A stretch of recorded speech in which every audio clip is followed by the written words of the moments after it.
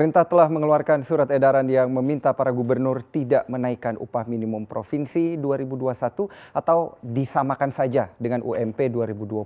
Namun permintaan itu tak diindahkan atau ditolak oleh beberapa gubernur di Indonesia. Kemudian mereka yang memilih untuk tetap menaikkan UMP di tahun 2021 diantaranya adalah Gubernur Jawa Tengah Ganjar Pranowo, Gubernur Daerah Istimewa Yogyakarta Sri Sultan Hamengkubuwono X, Gubernur Jawa Timur Khofifah Indar Parawansa dan Gubernur DKI Jakarta Anies Baswedan. Apa sebenarnya alasan kuat di balik kebijakan tetap menaikkan UMP dan bagaimana respon buruh dan juga pengusaha menanggapi hal ini? Akan kita ulas selengkapnya dalam Deal 4 Provinsi Mengerek UMP di tahun 2021. Kita lihat pendapat-pendapat dulu dari para gubernur yang kemudian menaikkan UMP di tahun 2021.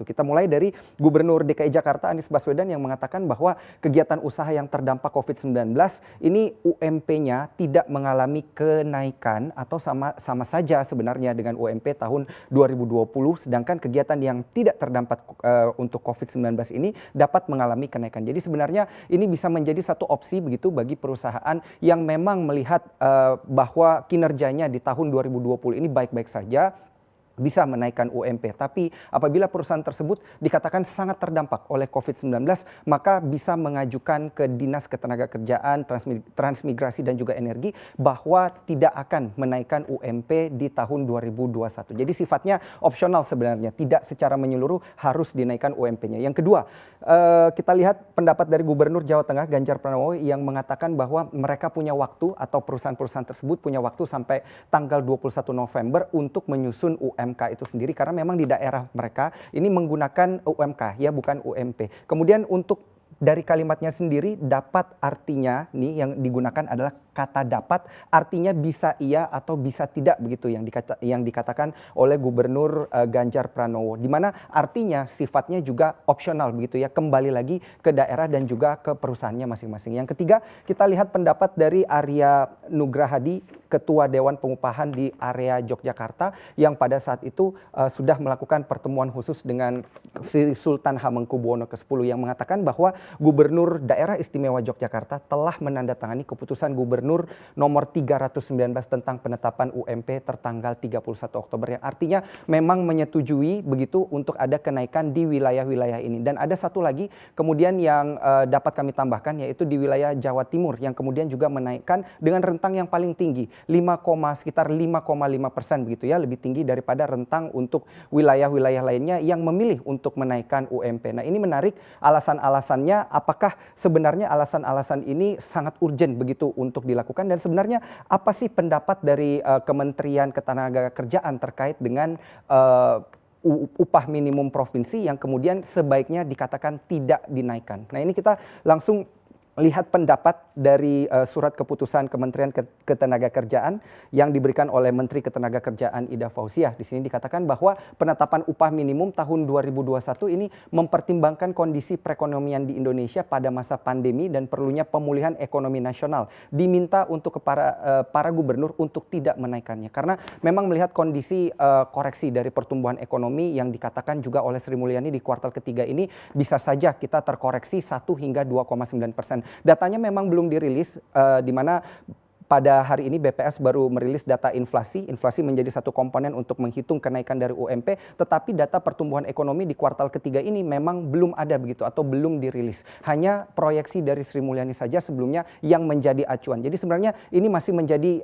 pertimbangan begitu bagi beberapa daerah. Maka dari itu banyak daripada para gubernur ini mengambil opsi untuk boleh atau tidak menaikkan dan juga seperti di DKI Jakarta sifatnya bersyarat. Jadi tidak mutlak untuk dapat dinaikkan. Kita lihat di sini untuk jumlah kenaikannya berapa. Yang pertama di wilayah DKI Jakarta sendiri yang merupakan memberikan UMP paling tinggi ya di seluruh daerah di Indonesia. Kita memiliki 34 provinsi. Yang paling tinggi adalah DKI Jakarta dengan total kenaikan dari 4,26 juta rupiah ke kisaran 4,41 juta rupiah atau di kisaran 3%. Yang paling tinggi di sini adalah Jawa Timur yang naiknya di kisaran 5,5% begitu, dari 1,76 juta menjadi 1,86 juta, dilanjutkan disebutkan juga dengan Jawa Tengah dari 1,74 juta ke 1,79 dan daerah istimewa Yogyakarta yang menaikkan dari 1,7 ke 1,76 juta. Jadi kisarannya ada di kisaran 3,5%, namun yang paling tinggi di Jatim 5,54%. Namun masih belum ada konfirmasi langsung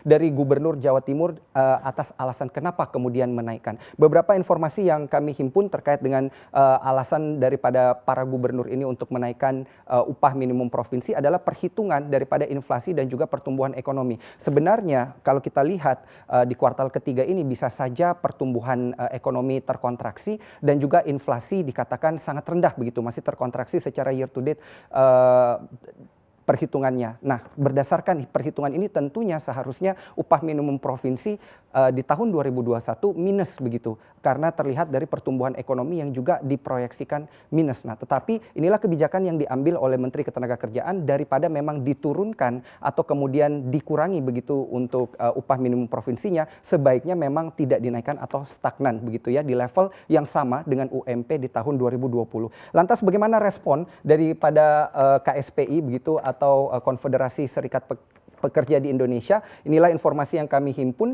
yang kami dapatkan langsung daripada Presiden KSPI Said Iqbal yang mengatakan ada 4 alasan upah minimum di tahun 2021 harus naik. Yang pertama adalah dikatakan situasi akan semakin memanas, di mana tentunya Serikat Buruh akan melakukan kembali demonstrasi yang sudah terjadi dan akan berlangsung dari tanggal 2 hingga 9 November begitu di tahun 2020 ini. Ini tentunya tidak menjadi berita yang cukup menyenangkan karena ditakutkan akan ada klaster demo begitu, di mana banyak orang berkumpul dan penyebaran virus COVID-19 dapat semakin meluas di sana. Dan yang kedua, ini alasan daripada PDB minus itu tidak tepat. Dikatakan bahwa yang sudah kami jelaskan sebelumnya, PDB yang minus ini tidak serta-merta menjadi alasan tidak menaikkan UMP karena dibandingkan oleh Presiden KSPI mengatakan bahwa tahun 98 hingga tahun 2000 walaupun terjadi kontraksi pada pertumbuhan ekonomi, namun pemerintah tetap menaikkan upah begitu dari sebagian wilayah. Contohnya di DKI Jakarta. Tetapi yang perlu diperhatikan adalah tentunya ada perbedaan peraturan begitu, di mana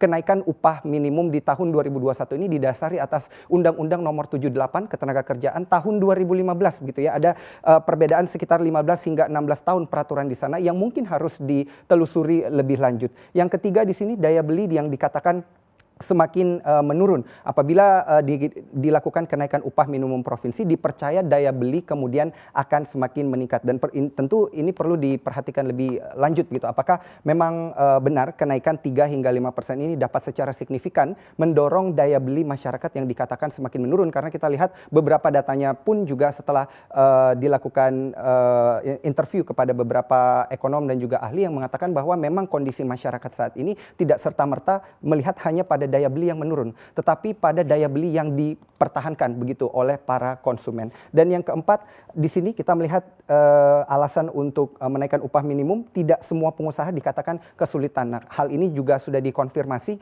oleh Kadin bagian perdagangan, Wakil Ketua Umum Bapak Beni Sutrisno. Interview yang kami lakukan hari ini dikatakan memang ada beberapa sektor begitu yang bisa saja bertumbuh di tahun pandemi ini dan bisa menaikkan upah minimum provinsi. Di antaranya tentunya dari sisi kesehatan, farmasi, telekomunikasi dan juga sisi konsumer begitu yang dikatakan bisa menaikkan upah minimum provinsi.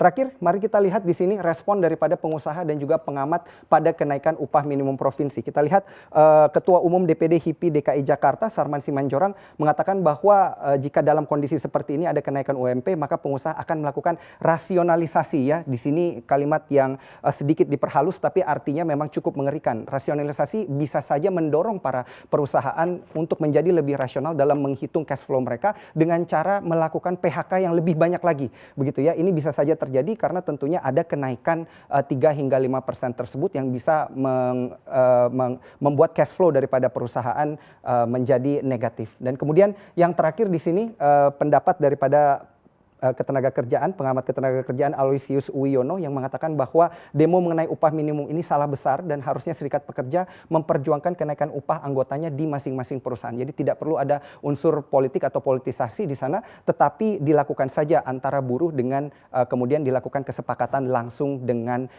perusahaan tempat buruh tersebut bekerja. Nah, dari seluruh pendapat di atas ini sebenarnya ada beberapa pertanyaan yang perlu kita jawab bersama. Bagaimana pendapat Anda sebagai masyarakat Indonesia? Perlukah kenaikan UMP ini dipaksakan di tengah tahun pandemi ini? Perlukah hingga ada demo lagi begitu ya di kala pandemi untuk memperjuangkan hal tersebut? Dan yang terakhir, dapatkah Anda menerima dengan lapang dada kenyataan bahwa UMP ini tidak naik, namun sebagai gantinya PHK tidak merajalela?